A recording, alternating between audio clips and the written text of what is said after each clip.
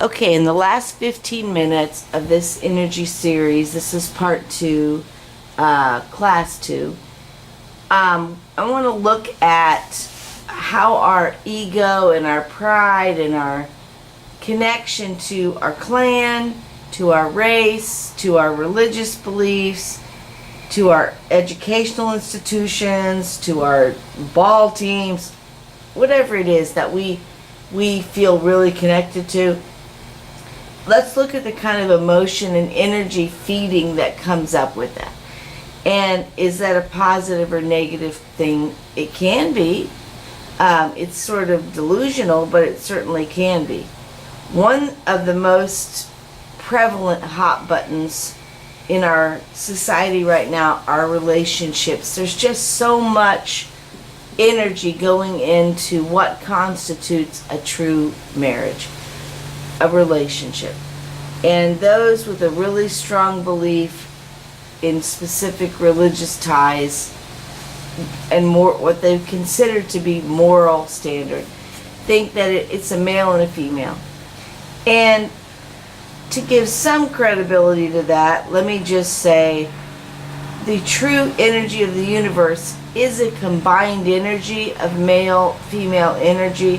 The Kundalini that rises up, that comes up into the surface, that is a male-female blend of energy. So in that sense, there is a duality, but it's one thing, and the universe does not see relationships between two males or two females, or for that matter, as some of the Fox and News and Republicans want to make it, if people are allowed to date the same sex, it won't be long before they're going to want to marry their dog or their ice cream or whatever absurd thing. I say, so what if they do? An ice cream marriage wouldn't be very long lasting, but there's been Hollywood marriages that certainly didn't last much longer than a bowl of ice cream. No one seemed to make a lot of deal about that because it was male-female.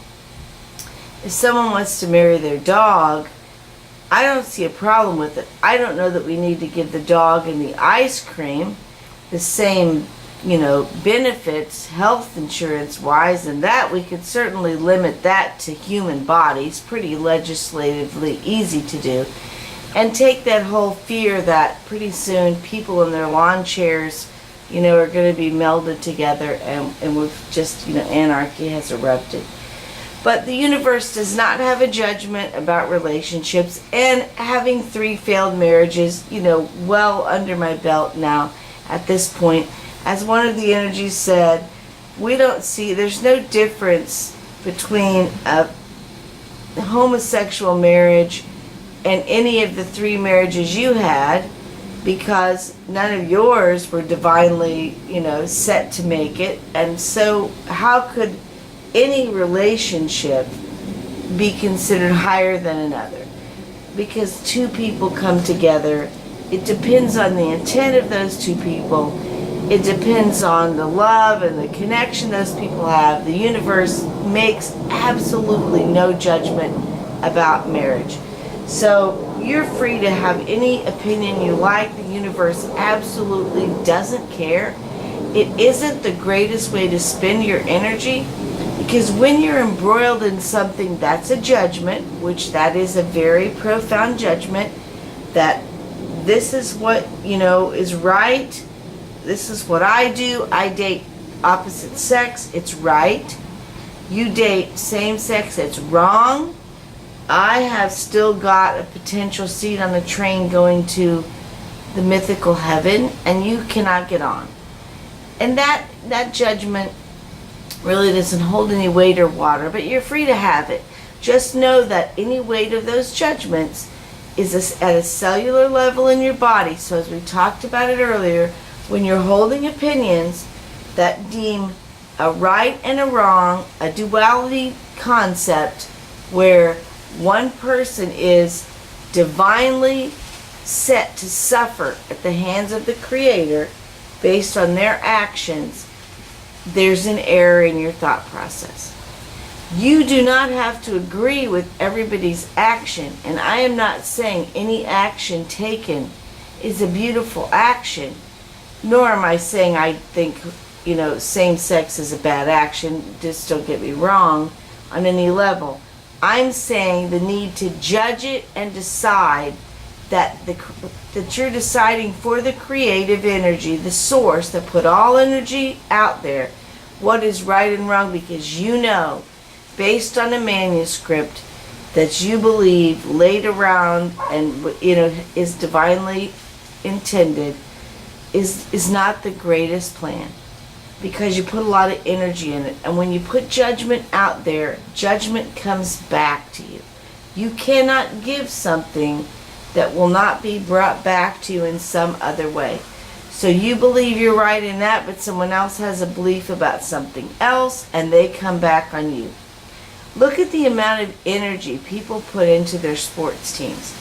Look, in the U.S., we have a lot of agnosticism and a lot of, people that are willing to follow any thought concept thrown out there by the media, jump on board and follow it without thinking it through or actually looking at it in any way logically.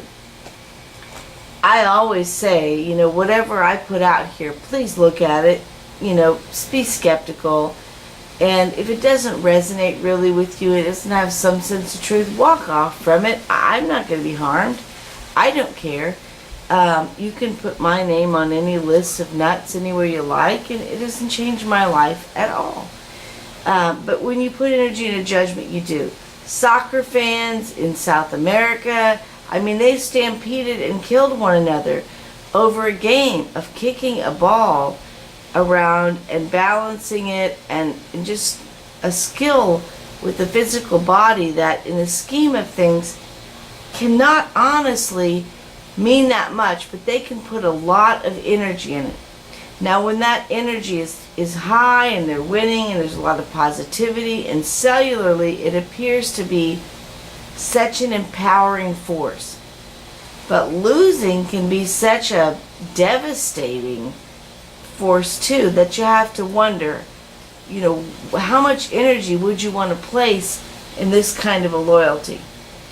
We know when we watch our children's teams, when we see our child engaged in the world, a partner, a loved one, a family member, when they're embroiled in any kind of a competition or a trial, in a court system where there's a judgment, there's always, in these cases where there's a winner and a loser, there is a form of judgment. I'm not saying that we need to just walk away from all competition in this one moment. It's not likely to happen. But I do want you to be aware that competition is something that is going to begin to be less obvious. It's going to be more subtle. As we leave the third dimension, competition, the way that we understand it, is going to end, because there is going to be a much greater understanding of the oneness. We're all one. There's a giant tapestry. We're all just threads in the tapestry, and some threads just think they're a yellow thread, a red thread, a blue thread, whatever it is. That's okay. They're going to come around to understanding that there's no space between them and the other threads, because everything touches. At the same time, there is nothingness, because space makes up almost everything. And the truth of the matter is, we only recognize space because there are molecular structures that have been placed in between them to create an awareness of it. When you grab a mug to drink out of, it's not really the mug that you're after. It's the vessel created by the molecules that hold something, in our mind, separate from the space around it, so we can contain it and consume it, or admire it if it's for flowers, whatever it is. So just be aware that there is going to be a reduction in the whole sense of our physical bodies to be in a competitive space. So there are going to be energy feedings, the way that we feed certain energies, that are going to shift sort of out of our awareness. Subtly at first, and then more significantly as time goes on. So really aggressive sports or events that are a lot more physical are already beginning to be viewed as maybe not the greatest thing. And if you're a boxer, I'm not telling you just put your gloves down, but do understand that that is a form of competition that probably become less prevalent. However, the universe makes no differential judgment between boxing or gymnastics, between horse racing and whatever else. Although animals and Mother Earth have long since not been very big fans of dog racing, horse racing, anything that takes an animal and then runs it to some degree almost into a death state for amusement, or for us to, throw some cash down and see who's going to come out 10 cents ahead. So Mother Earth's really not a big fan of that. So some of those things may become more and more less accepted, let me say, not more and more, but less and less accepted as the planet begins to evolve.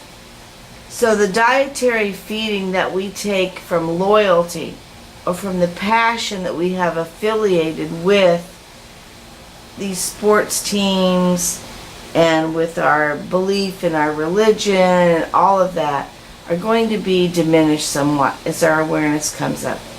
Because the truth of the matter is, who you are in this life, at this moment, with the lineage that you have, and you may have tracked it back a really long distance, and you may have a really strong connection to it, does not mean that in every lifetime that you've come in, or that energy has come in, that you've participated in this particular genetic strand of DNA material.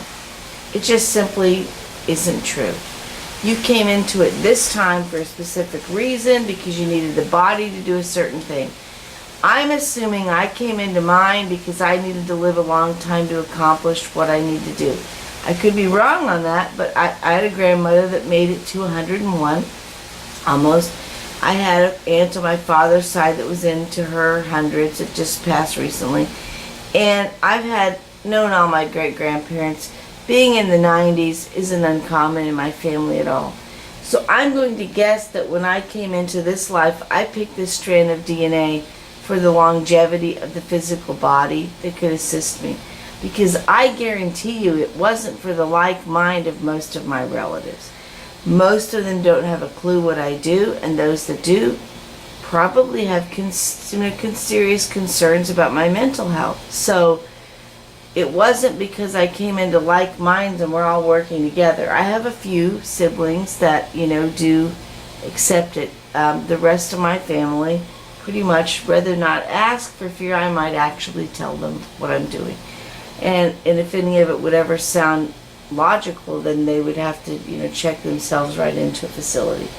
So when I come back in the next 15-minute section, I want to go over a lot more about race and gender, because how we perceive that and the emotional connection to that is a big impact on our physical body and how healthy we are based on that information.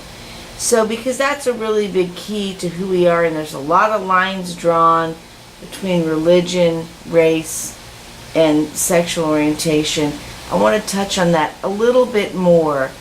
Again, the universe couldn't give two whits, but we do, and I'm trying to bring an understanding of where we are up to where the universe sees it, so it can all kind of fit together and make just a little bit more sense.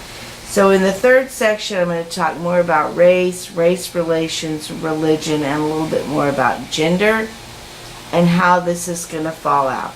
So I look forward to the next 15 minutes. Come back and see what I have to say.